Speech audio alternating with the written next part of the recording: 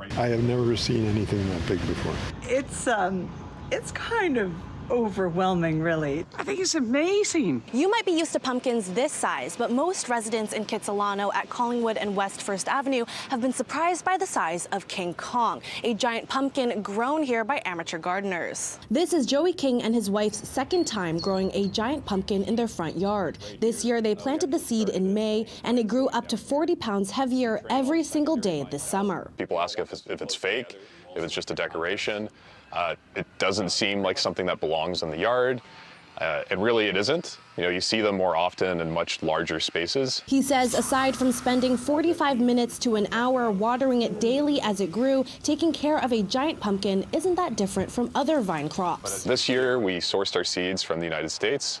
So we did a little bit more research, and we're more worried about genetics. Like, a lot of people are like, oh, crazy, how'd the pumpkin get so big? It's mostly you just use a seed of a giant pumpkin, and you get a giant pumpkin. The Kings will be entering King Kong in BC's annual Giant Pumpkin Way Off event at a Langley farm Saturday. The MC of the event says it's been a huge event for 20 years, and people who aren't farmers growing sizable pumpkins in their front or backyards is becoming more common. We have people coming all the way from the island.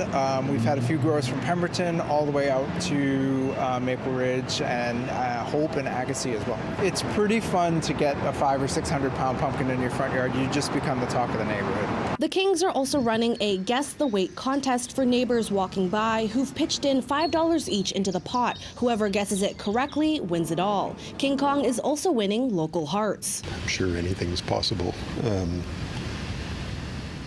No, I guess I never thought you could grow one this big. No.